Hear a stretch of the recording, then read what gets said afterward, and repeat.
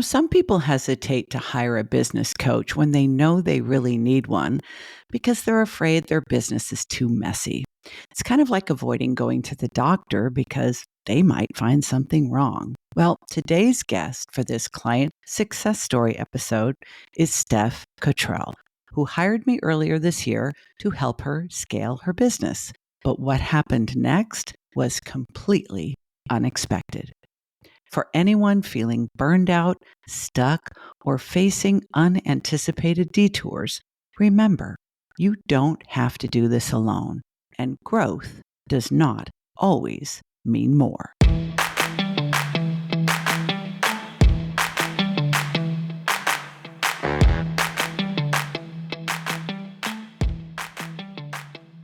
So, Steph, this is a conversation that I have been looking forward to for a while, not because it is going to be easy or fun, but because it is so damn relatable for what so many people are going through right now. And because this is a client success story, naturally, we're going to talk about your success and the work that we did together. But the backdrop of that was you hired me in January 2025, not so many months ago, to help you grow and scale your business. But within a couple of coaching calls, things started taking a different direction. So why don't we get in the Wayback Machine, go there, and then bring the listeners forward? It sounds like a plan. It was definitely a twist in the story I don't think any of us saw coming. You came with a very successful business that you were very fortunate to have repeat business, referral business, and you were collaborating with other people who I like to think of this as a team without walls. So you have your own business and the other people you were collaborating with also had their own businesses.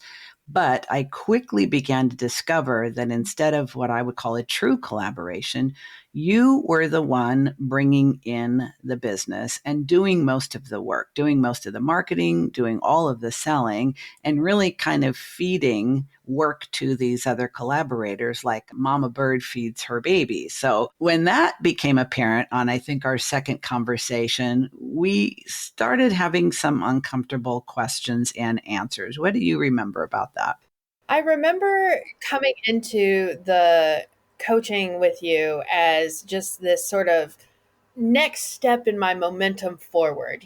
Things had been going really well in 2024 and I, was tired and feeling a little exhausted, but I was like, hey, that's just because you're building a business. That's, par for the course. But as we started talking, I realized that I had probably taken on about 90% of the work in this trio that I was operating in. And the biggest part of that being not only the sales aspect, but then the entire project management aspect as well. So not only was I getting the clients and the work in, I was having to see every aspect of every piece of the work all the way through to the end of the project. And as we talked more and you asked more questions, I just kind of realized that, I'm doing all the work and I'm only getting like a third of the benefit of that. So maybe I want to pause here and take a little think and figure out what do I see coming next with this collaborative team. Yep. And it's one of the reasons why I do a very thorough job of screening my clients, because I know that there are going to be some uncomfortable truths that are going to be surfaced. We all have blind spots. We all have biases, and the vast majority of us, and us entrepreneurs, small business owners, creatives, independent professionals with ADHD traits, the vast majority of us have some pretty shitty boundaries. We often give other people more credit than they deserve. We like this idea of all for one and one for all. We're all row your boat together. But when we look a little closer, it's like, wait a minute, you're kind of like that kid in middle school who everybody wanted to do the group project with because they knew they could just kick back. You would do all the frickin' work and they could share in your A. And that's what came true. And what I think was difficult, and really to your credit, and also our relationship was very new at that point. Like, you had a positive impression of me seeing me on the Attitude Magazine webinar and decided to reach out. We had a consultation. We decided to work together. We got started. Everything was positive. You were optimistic. I was optimistic. And then I'm like, hey, wait a minute. I would love to help you scale your business. This is super exciting. You had the right attitude, the right motivation. You were resourceful, resilient. You were ready to do the work. It was all green lights all the way down the road. But then I'm like, wait a minute. If we scale this business as it is, we're going to be scaling exhaustion. We're going to be scaling overwhelm. We're going to be scaling fatigue. We're going to be scaling resentment. And what you've been willing to tolerate up until now, which is you doing most of the work, I don't think you were even aware of because you were so used to doing it. And I forget what you referred to it. I think you referred to it as the day I burst your bubble or something along those lines. And you needed to take a minute, like a couple of weeks, to process that, because it changed everything about how you felt, not necessarily about yourself as a business owner, but about those relationships, which had gone on for quite a while. Yeah, they were both very lengthy relationships in my life and in my business life. And you're correct. I do refer to it as the day Diann burst my bubble. It was a shock, really. Like, I hung up the phone and I was like, oh, wait. And it did. It took me a couple weeks to really process through what we had talked about and kind of what you had uncovered, because I couldn't not agree with it. It was fact. It was what I was experiencing. And as you said, scaling that business meant scaling my own detriment. And it was like, well, I don't want to do that. Like, I want to be on a more positive path and a more stable one moving forward, because I definitely was feeling all of that burnout and exhaustion from the year prior, where I had essentially doubled the revenue that my company brought in. I didn't get to keep all that because there were two other people involved, but Right. I had worked hard and accomplished that. And I was tired getting all those projects sold and then getting them through. I wanted people that owned their own businesses that were like me. But what I discovered was everyone who owns their own business isn't necessarily like me.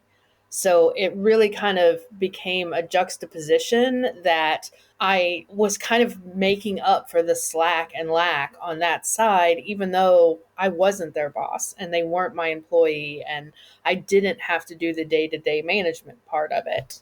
Yeah, I think you said it's like I unloaded a husband and I acquired two others. Yeah. And I think the truth is there is a lot of emotional labor in the work that we do, whether you're a coach, a consultant, a service provider, an independent professional, and absolutely if you're a creative, and all the different hats that you wear. There's the creative, there's the administrative, there's whatever marketing you need to do, there's the sales, there's the admin, there's all of that stuff.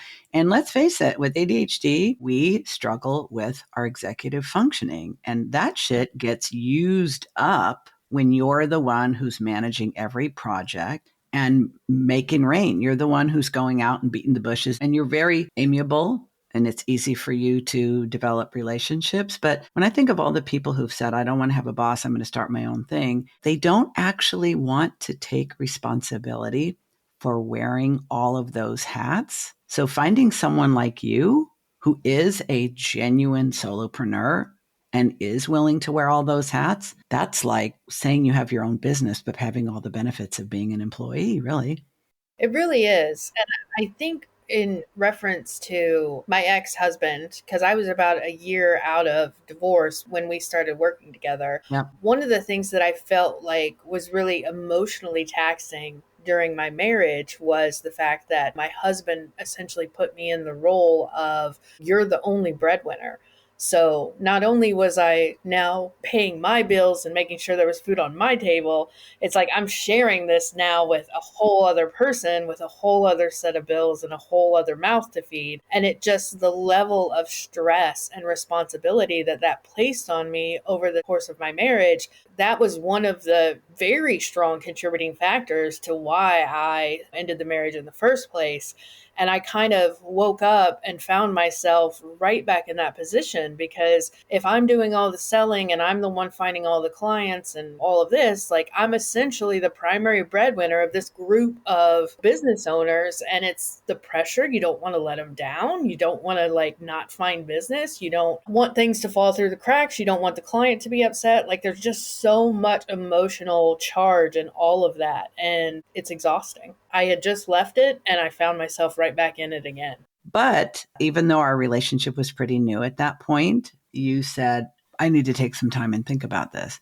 Abso-freaking-lutely. And you did pretty quickly, because there's actually a grieving process that goes on when we've been working with someone and we realize they're not like me. I'm just making this big old assumption that this is how I roll as a solopreneur.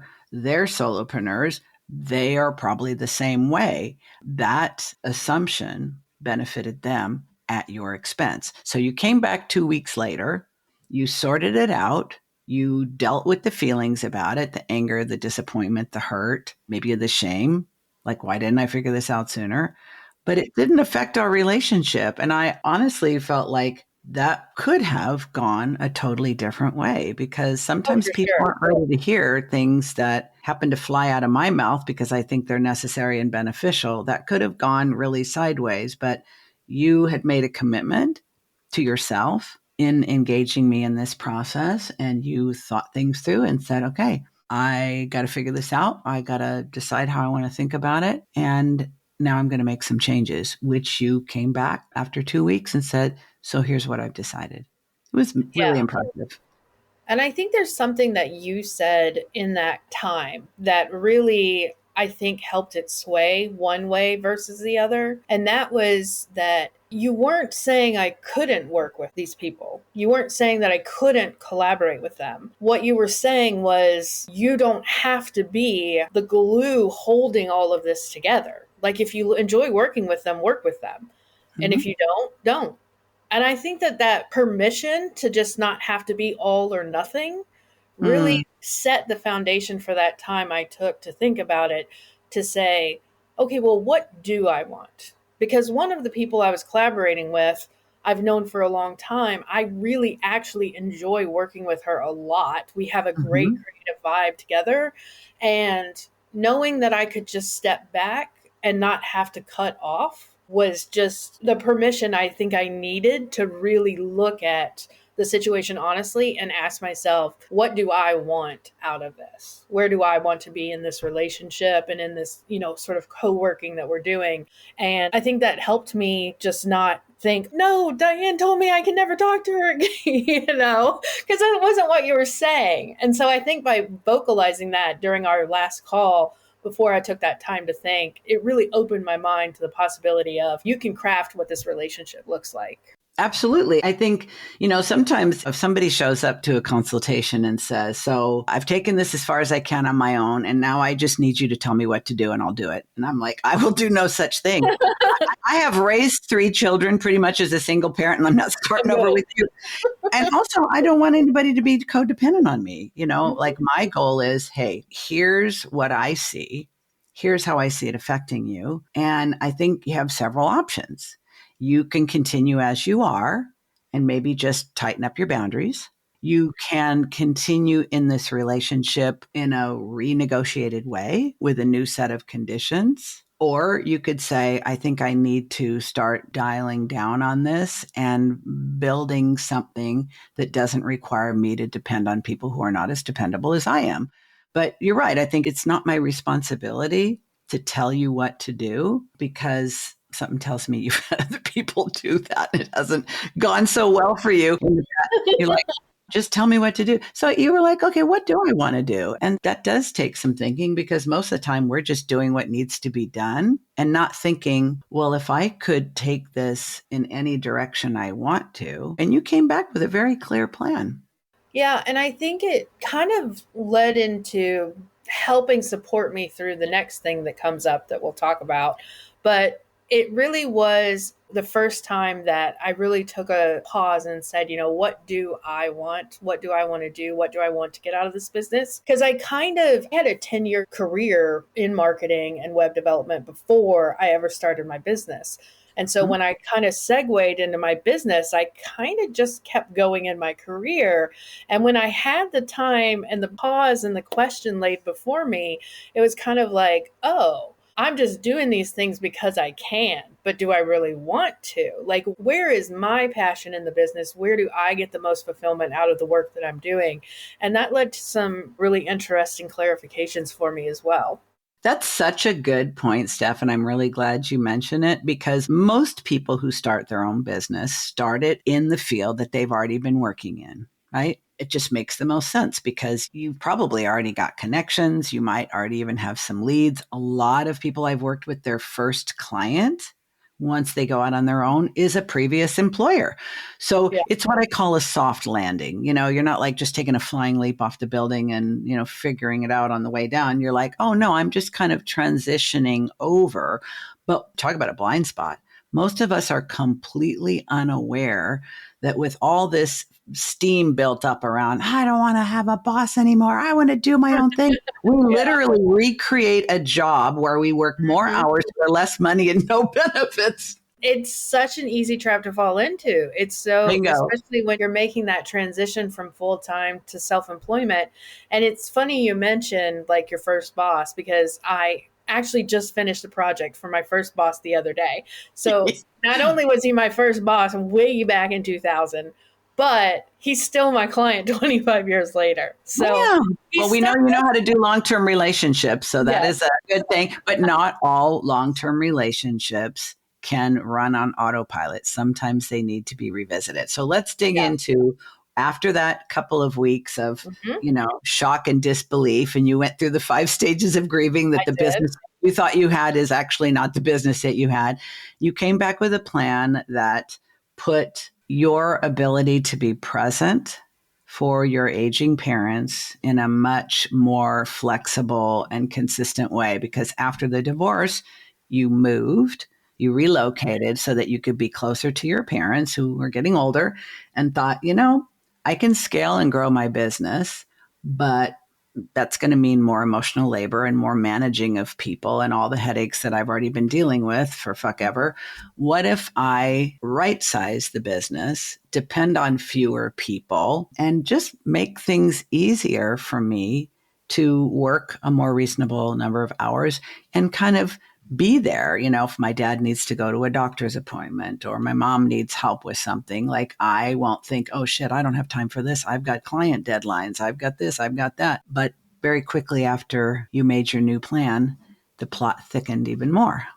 Yeah. When I relocated here, it was to be closer to my parents, but both of my older siblings also live here with their spouses. So we kind of all congregated back. And in that pause, one of the things that I realized was just my parents are aging. I wanted to spend this time with my family. I wanted to make those memories while I still can. And also have my business be successful. And that was very important to me, that balance. And then, I was thinking 5, 10 years, I'm looking at my next plan. I'm going to have this balanced business, yada, yada. And like you said, have the ability to help my parents when I could. And then my dad went to the emergency room and it kind of all just spiraled from there.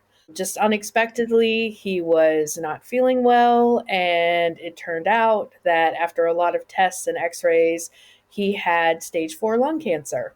So it was pretty much a ticking clock down to, what's going to happen next. And I mean, I shut my business down. Like I still had client projects that I was trying to work on, but I wasn't doing any marketing. I wasn't finding anything new. I was just 100% focused on my family. And going through that experience, I think solidified even more that for me personally, it is incredibly important that I have a balance between work and my family because my dad unfortunately passed away about 54 days after that diagnosis.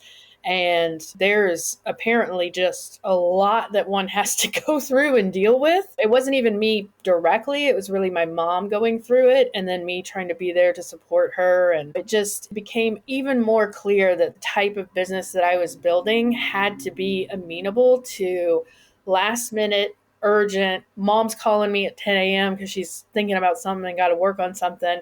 So it kind of almost a business that can be interrupted without me and my ADHD lack of focus getting scattered all over the place. So Yeah. that's kind of the balance that I've been trying to strike in working with you is, what does that business look like?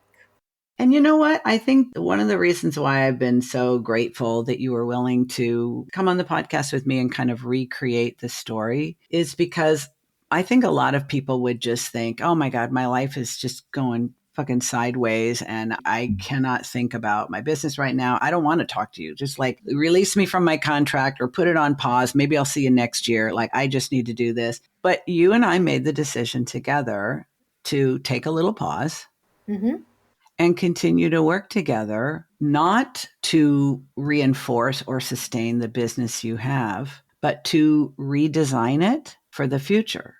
Yeah. Because even though your dad is now sadly gone, that puts even more focus on your relationship with your mom and your siblings. It also renewed your awareness that I'm not just going to hang it up. I'm not just going to say, I'm just doing this and maybe I'll get back to this later. You're like, no, I need to re envision my business in such a way that it is portable. You know how I always talk about the swapping the on off switch for a dimmer switch? Mm-hmm. I can dial it up when I can, and I can dial it down when I can't. And I can do so without letting people down, my family or my clients or myself. And I can make the money that I need to make so that I can continue to live the way I want to live and not be constantly stressing out and worried. Some of the things that we did, and it was just starting when your dad got sick, you were starting to refocus on what would it be like if I was just a solo operator. I Mm-hmm. was not collaborating with other people. I was not bringing in business that required other players. What if I redefine the scope of what I do? And we did that. And then we redefined the scope of who you do it for. Mm-hmm. Let's talk a little bit about those decisions. Well, I think initially the decision to kind of focus in and say, I want to work on projects that I can handle myself and I don't necessarily have to have other people involved in came from just a desire to get back to something simpler. Kind of the first 14 years of my business, that was how I had operated, collaborating with people when the project deemed it, but they were in other areas of specialty. Yeah. So it was just like I was coming in as the web and marketing person and they were like the operations person or something. Mm-hmm. And then I had kind of spent 2024 expanding into this, like, what would it look like model. And I didn't get what I wanted out of that. And I just wanted to go back to that simplicity where it was me and the client. And we were, I guess my 25-year relationship reinforces what I'm about to say, but I'd like to have that personal relationship with my client where it's me and them and we're like creating together and we're working on their business and their project. And I lost so much of that Mm. collaborating with other people that I really missed that aspect of it. In simplifying and sort of getting back to that personal relationship, I really wanted to, have that flexibility, like you said, being able to come and go on project work when I needed it to come and go kind of thing. So it was very personal to me that I get back to what was most fulfilling in the business for me, which was that ability to have that personal connection with every client. I think it's really fortunate when we can find our way back to the things we enjoyed the most. Sadly, it often takes some sort of trauma or tragedy Yeah. to really reorient us to what matters most. And it's one of the reasons why I start my work with all of my clients with doing a values clarification exercise, because oftentimes, especially if you've been a business owner for a while, as you and I both have, the values that we had, the things that were most important to us when we started the business, sometimes I think of it as like losing the plot line. It's like it's a series that just goes on for 8 seasons and you kind of forget like what was this all about. But also there's so much noise in the online business space. All the big names are telling us scale, scale, scale. Yeah. If you are staying small, you're playing small and you're leaving money on the table and you have limiting beliefs. And Yeah. it's like, I had a very successful career as a clinical social worker. I climbed up the food chain over a period of years and ended up being a clinical director of a huge agency. And I ended up being harassed. My last 2 jobs for other people, I got laid off for the one and only time in my life. And then I spent a year being harassed. And I decided, this is a wake up call. And what do I actually enjoy most about this field? And what I actually enjoyed most is the one-on-one, personal, intimate ability to have impact. And I still love that. Yes. Could I have a huge platform? Maybe. Could you have a huge platform? Maybe. But you learned in a very painful way that that's not actually what has the most meaning for you. You don't love that. Maybe you love the idea of it, or maybe you've just heard so many messages that tell you that's what you're supposed to do Yeah. that you went with it. Especially in the creative field, like the number one message to all creatives everywhere is you should be an agency. And it's like, not Yes. everybody wants to be an agency. Ah. The other thing that came out of that time and that thinking was just how adamant I am that self-employment should be a choice that everyone has. Mm. And just wanting to really help people like myself that were going from that full-time career into more of a consulting role. It was pretty easy to narrow down to a niche where it's like, oh yeah, B2B consultants, which is what I do in a marketing aspect. Mm-hmm. I want to help them grow. I want to help them have that polished professional online appearance that their expertise deserves, so that when they're representing themselves to a potential client or someone, they feel that level of confidence because they're like, I know I look good. I know I sound good. I've got this. Like, I am the expert that I am, and I'm going to show that to you today. You had a couple of other options, though, that we played around with. And I want to bring this up because this is so common and everybody thinks it's cringe and they think they're the only one that does it. But this whole business about, narrowing down to your target market, your niche, your ideal client, because you've been doing this for so long, you've worked with so many different types of companies. And I could work with all these different people, but who are the group that I most want to work with and why? And I think we narrowed in and focused on, and you were, yep, this is it. I'm all in. We started mapping out the strategy for that. And then I think there was a moment of, I came up with another one. Yes, you did. Maybe not. I don't actually, at this point, I don't even remember what it was, but it was like within a few days, you're like, actually. Concierge doctors was what it was. Yes. Yes. I had done a project last year for a concierge OBGYN and just absolutely adored, loved working with her. Yep. She was just an amazing partner and project, and I continue to work with her to this day. So we started talking about, well, maybe instead of consultants, we look at concierge doctors because they don't have good marketing right now. Like, they don't have a solution that's easy to go to. And we took that fork in the road. And you went right down that road with me, and we talked about it and went over the options. And then ultimately, in the end, I came back to you and I said, I'm really passionate about this group of people as well, but I think where I want to stick is with B2B consultants, because that's just really where my heart is. And that's where I feel like I have the most experience and the most strengths to offer. And it's easy to find niches. It's really hard to find your niche. Is what I'll say. Indeed. And also, I want to say this, that the more experience you have and the more different types of folks you have worked with and enjoyed and gotten a good result from, it's like, well, I could do this. I could do this. I have done that. I mean, I got great results with these people. Oh, and let's not forget about those product-based companies. Like Oh, I yeah. did stuff for them that we didn't even set out to do. Like you have this track record of success in all these different niches. It is incredibly hard, Steph, when that's the case, as it is with many folks with ADHD, because we like variety. And if something seems interesting or exciting or challenging or fun, or we just really fall in love with the client, we're like, I Mhm. can do that. We don't think, shit, I've never done that before. This looks really hard. We're just like, I want to do it. And when I want to do something, I find a way to make it awesome because that's how we roll. So being able to have that as your background and say, you know what? I could do this. I could do that. I could do the other thing, but I'm going to stick with this and feel good about it. Hmm. Yeah, that was a big part of it too. Just in deciding between concierge medical and B2B consultants, it was like she was great. The OBGYN was great. But how many doctors out there are going to be great like her?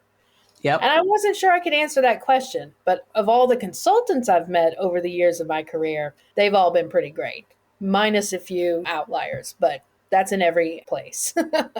And also, it's like you say, it's near and dear to your heart because you are an independent consultant Hmm. who works with businesses. So why not leverage that? I mean, you relate to their strengths, you relate to their struggles. And the biggest struggle most B2B consultants have is how to create an online presence that is aligned with their skill and expertise. And that's exactly what you do. So it's a good fit for them and it's a good fit for you.